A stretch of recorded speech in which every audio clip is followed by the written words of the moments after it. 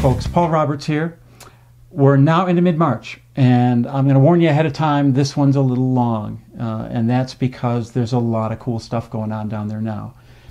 Things are firing up quite literally. If you can hang with me, I think you'll understand the pre-spawn period a bit better. If you've been following my video fishing journals, you've seen that we are essentially following bass through the calendar periods and discussing the environmental conditions that define those periods, and that in turn influence the bass's behavior. At this point in mid-March here, we're now officially into what's broadly known as the pre-spawn. This period develops quickly with the now rapid day length and sun angle changes that we've been following right along. And it really hits before most anglers are even expecting it. If you're waiting for spring weather, leaves and flowers, you're late. You're missing a good chunk of it.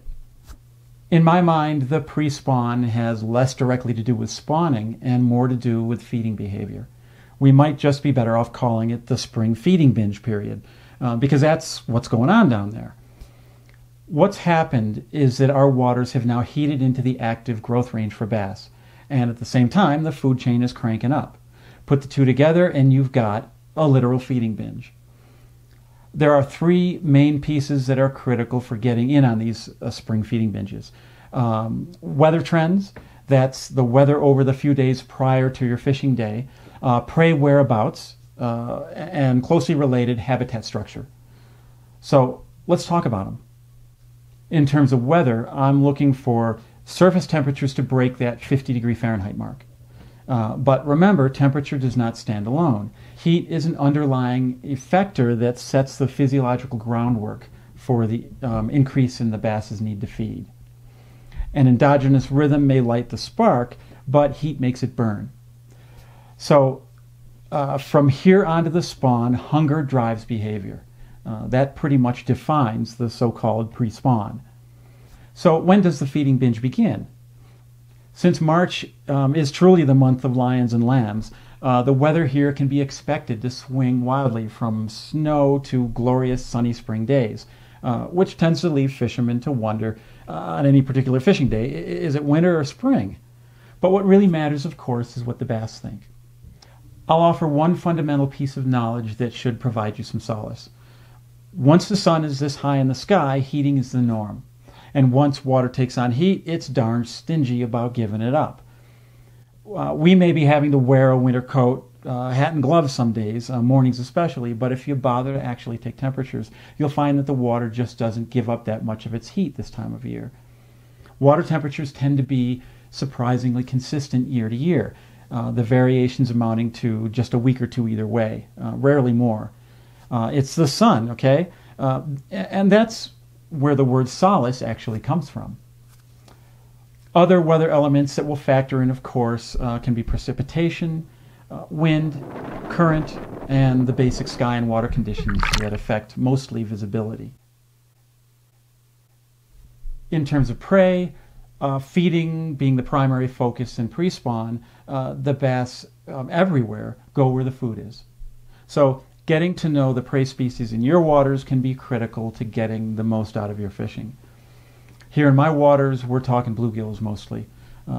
This will still be relevant to your fishing as well because all prey fishes share some basic similar needs. It's a body size thing.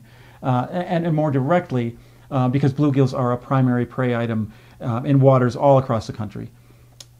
Not all bluegills and bluegill locations, though, are equal in terms of the interest of the bass. For one thing, bluegill size matters. Too little and they're not worth chasing. Too large and they're too difficult to handle. Okay, habitat structure. Habitat is a location that offers what fish need to make a living. Its structure is how it's physically laid out. What you'll find is that it's essentially inseparable from the whereabouts of the prey. Prey species need to feed and remain secure from predators. Bluegills seek what's called complex cover, convoluted cover that can exclude bass. Vegetation, wood, and rock structures, the more convoluted the spaces within, the better. Think cages. Bluegills also use other strategies to get access to food and remain somewhat safe as well. They travel in groups, especially when in more open water, and they'll use the bottom and the surface film to help obscure themselves visually. Larger bluegills, being too large for the majority of the bass in that water body to handle, are freer to hunt in open water areas. So observing the size of open water bluegills can even tip you off to the size of the majority of the bass in a given water. Overall, it seems that bluegills are everywhere in the spring, and they nearly are, but not all locations are equal in terms of the bass getting fed. Complex cover is not only in the bluegill's favor. Bass collect up not only where there are appropriate sized bluegills, but where the catching's best. It's appeared to me over the years that there are habitat structural configurations that provide bass hunting advantages. It can be difficult to discern the where and whys of these spots. And because it's not a simple subject, I'll be going into this in depth in my coming documentary on feeding behavior. For now, know that some places are better than others in any given water body. In short, look for complex cover and look for collections of bluegills. Then look for places where the bass and bluegills can meet. In general, larger scale convolutions in cover, areas offering varying size gaps and openings in the cover, often called broken cover, are the places to look. These allow the bass to penetrate that cage. And as you fish, the details of these areas should come out in your fishing. Okay, stepping out to widen our view, I'm looking for the bass, mature females specifically, as they're the biggest bass in any given water body, somewhere between wintering habitat and spring feeding locations. In big water bodies, this can be a true migration. In our small waters, this looks more like a movement. But in my mind, it's the same behavior because there's a real shift in focus in big waters and small waters alike. From winter habitat that offers stability to warm weather habitats that give up the food. Things really take off when all the elements are in place: heat, prey, and conducive conditions. Finding the females means searching for them. If you catch one, though, realize she was not alone, and you now have an address. Okay, let's break down this particular fishing outing. During this time of year, the lions and lambs weather is actually a plus. And the later in the spring we get, the more I pray for just a few more good cold fronts. Snow would be great. Realize that at this time of year, even before the leaves and flowers show, cold fronts are now having a harder time really chilling the water very much, and things heat back up rapidly following. During this time of year, I actually target those bluebird blue postfrontal days because of the rapid heating that they provide. The challenges of bluebird conditions is often still at play, namely the high visibility, but if you know how to deal with that, the heating can make things pretty exciting. I put in 3 postfrontal days on the water to shoot this video, in part because day 1, the first heating day following the front, I actually got blown off the water as the front was still leaving the area. Jumped the gun on that one. Day 2, the second day following the front, turns out to be a typical early post-front day, brilliant blue and calm with light variable breezes in the afternoon. Light variable breezes mean that the warming water did not stack up anywhere but got pushed around, becoming well distributed. It's a weak heating day, but heating nonetheless, with surface temperatures starting at 40 degrees Fahrenheit and ending the day at 52, providing a cue that spring has definitely sprung, even without the leaves and flowers. It came just the same, as it always does. And to prove the point, I managed to get my first sunburn of the year. It's time to throw sunblock into the gear bag. So on day 2, with water temperatures under 50 Fahrenheit, I start exploring wintering areas, fishing slowly in and around the deepest areas of the pond. But this essentially bombs. Finally, and it takes this numbskull to the end of the day to find the first mature female. She's actively feeding just outside of a shallow complex cover area that's packing up with actively feeding bluegills. The gills taking advantage of the spring midge emergences that pretty much kick off the bluegill's own feeding binge this time of year. And that female takes on an aggressive retrieve. She's very willing to chase. This is a sign that we wait to see all winter. But I didn't look for it for most of the day. True numbskull stuff. Okay, I'm not entirely daft. This bit of info, this one fish, sets me up location and presentation-wise for the following day, day 3. So day 3 starts with warmer water, 50-degree Fahrenheit surface temperatures warming to 54 plus, despite overcast skies. I also find that those bass are indeed in full-blown binge mode. Yes, finally, we've arrived. The bass are energized, capable of chasing horizontal baits, and they have food in them. Whoa, I got freaking plastered. So this activity allows me to cover water more quickly and see how well distributed the bass are. The only place I do not find some mature bass is in the very shallowest end of the pond, a large 3-foot deep weedy flat that's good in summer. It also helps that another pond regular, John, a very capable basser, is on the water too, and he adds to my observations with some good catches of his own. Okay, that's the scoop. If you're still with me, let's hit the water at the onset of pre-spawn, or let's just call it what it is, the spring feeding binge.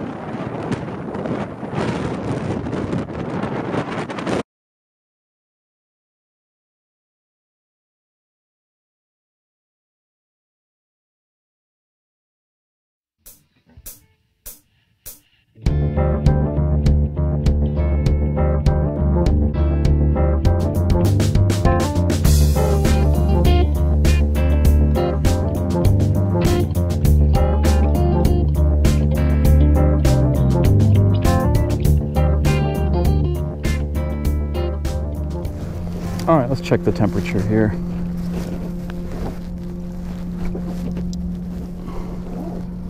"47. We're at the very beginning of spring. I'm calling it the beginning of spring because the sun's high enough. Heating is beginning to happen, so we're out of winter. So there's going to be some aggression developing. We're going to look for that. Rhythm, they're beginning to get active. They are beginning to look up. Midges are hatching, so bluegills will be up feeding. And they're the big spring ones, and the bluegills, man, do they eat those. Just saw a bluegill rise to a midge, and we're going to see that throughout the day. I'm actually looking forward to tomorrow, because tomorrow's supposed to be an even warmer day, and it's supposed to be a warm night, so we should get heating, and tomorrow should be a better day. That was one. That might have been a bluegill. That was a tap. That's always a good sign. I got bluegills tapping on it. I have life down there. That tells me that there's activity. If the bluegills are active, the bass are apt to be active. There's one. Little guy.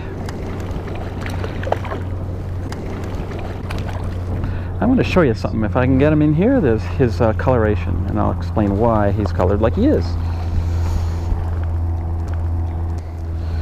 They're losing the red teeth. Do you see that? Now we'll see how we go through the day. But do you see how pale he is and silvery this fish is? That's because of the watercolor. In really clear water with a lot of contrast down there in lighting, they will become very dark. In fact, he's darkening up. He's darkening up sitting out here in the sun. You get down in the water and they need the camouflage, and so they become reflective of their surroundings. He's actually darkening. Look at that line coming in. He's got colors coming in. See that? How cool is that?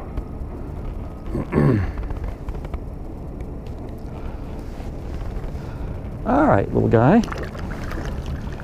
That strike happened while I was really paused talking. So I want to keep track of that. I need to know the speed that they're willing to chase. Depth and speed control are everything, especially when it's cold and especially when the water clarity is low like this. That it can make or break what goes on, so we're paying close attention to that. Took out here close to my boat too.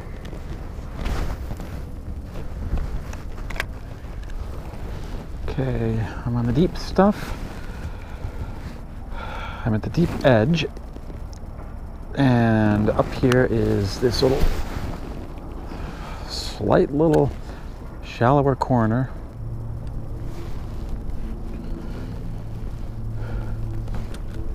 Whoa, I got hit. I got fish here. He was munching on it, I think, while I was paused that long. Darn, don't like missing him.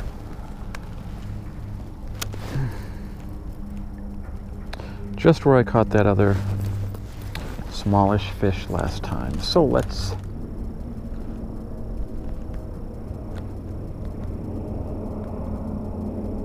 There's one. Got nailed too. Another little guy. So I might have a little pot of yearlings over there. Alright, little fella. I like... Teeth are a little redder, still pale, and you've got a tumor. You've got a tumor there, young man.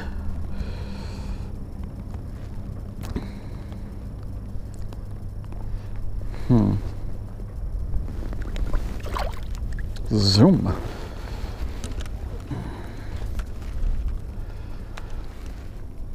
All right, these may not be the fish I want, but we'll see if there's any other dudes in the area. I think that guy hit on just a slow start and stop retrieve.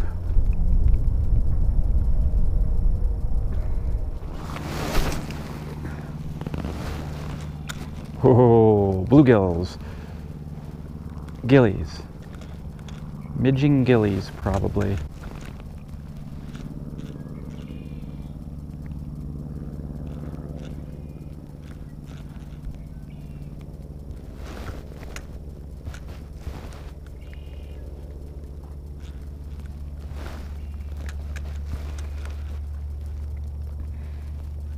$52 degrees. There's one finally with those gills. I'll be damned. Oh.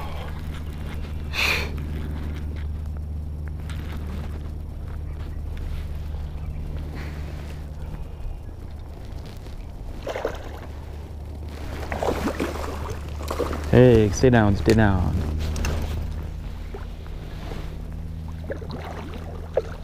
Oh, all right, one.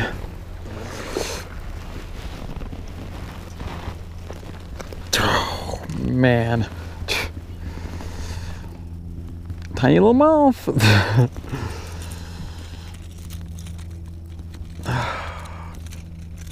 Ta-da. How did that take you all day to do, huh? Little tiny mouth. 16 3/4 inch body, maybe 17, and tail is really ragged from hanging out on the bottom.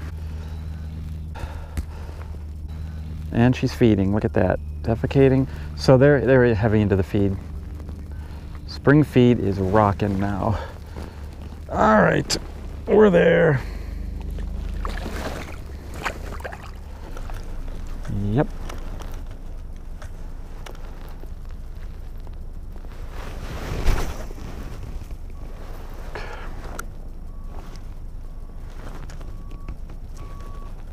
We'll start jerking it right away then.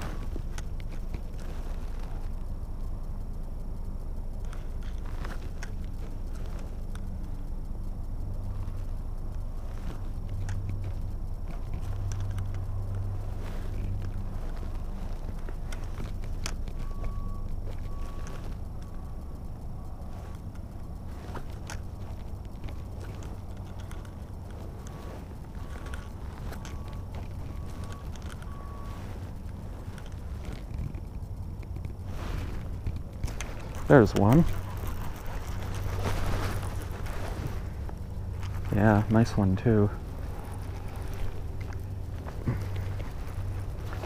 Finally.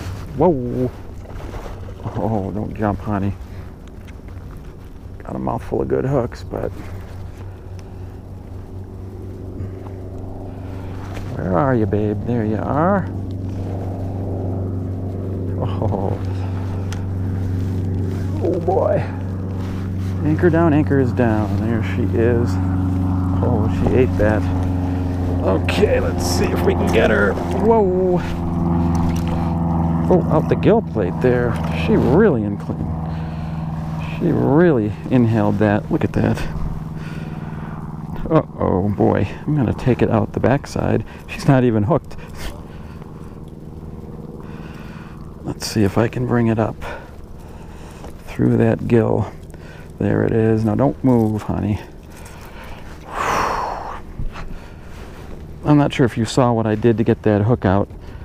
Look at that belly. Now that is a very well fed and gravid female. See that mark? That cut right there? Let's pay attention to that. Oh yeah. Boy, that's a beautiful fish. Get some sun on her. There she is.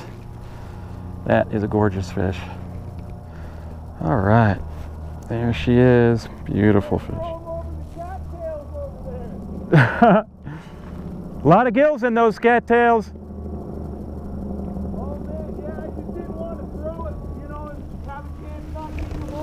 Yeah. That was smooth.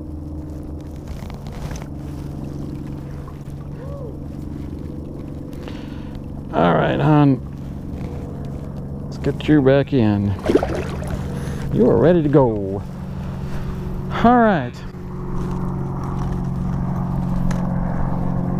52 degrees Fahrenheit here.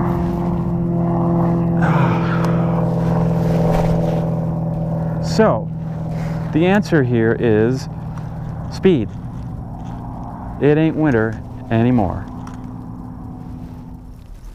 Doesn't take long.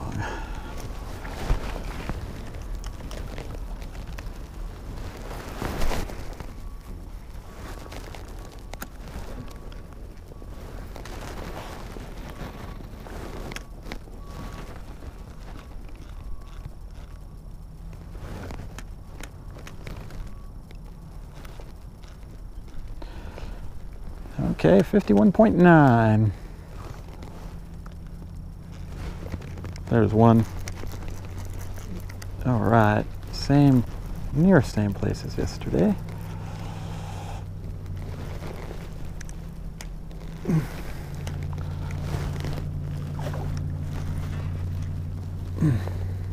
Whoa, one tail hook. One tail hook remaining. Come on, Papa. No, I got two in there. All right. Crossways. All right, there's a double hook in there. Let's get it down there. See how little that mouth is? It's a fast-growing fish. So we got two hooks. Gonna back it out the way it came in. So there's one, and now the other one, there it is. Twisted, and now this one's outside. Oh, it's right in that tendon. I'm going to mash the barb because it's just inside that tendon, and it's hooking on the tendon. Tendons are really fibrous, and they can be difficult to get out. So there it is. Relatively strong fish for yeah, boy, they're in beautiful shape. They're just in beautiful condition here. All right, there you go.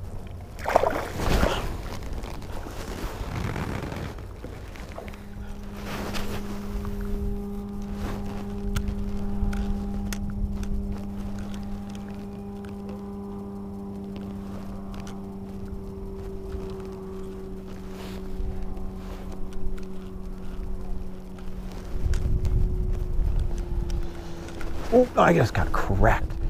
That was a big hit. Let's stay put, baby. Yeah, I just got smacked good. All right, coming back into the bass here.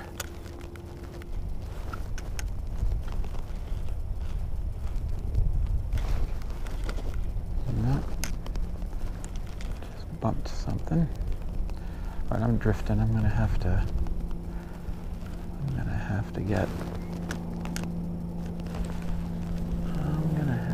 get an anchor down, I think. Whoa, I got freaking plastered right at freaking boat side.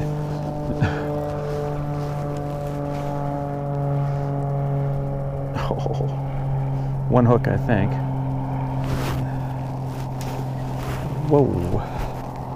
We'll give you a little line, honey. Whoa, whoa, whoa, whoa, it just hit my boot. I'm glad I didn't have an anchor line down. There we are, one hook. Sheesh. All right, honey. Whoa, you're hiding under my boat. Don't hide under my boat. Oh, that hook is barely there. Man. All right.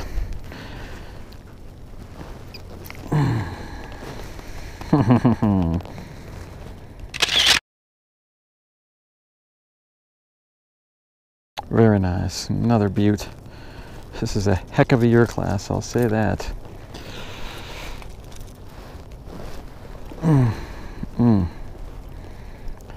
Yeah, that's gorgeous. Get some of that sunlight on them.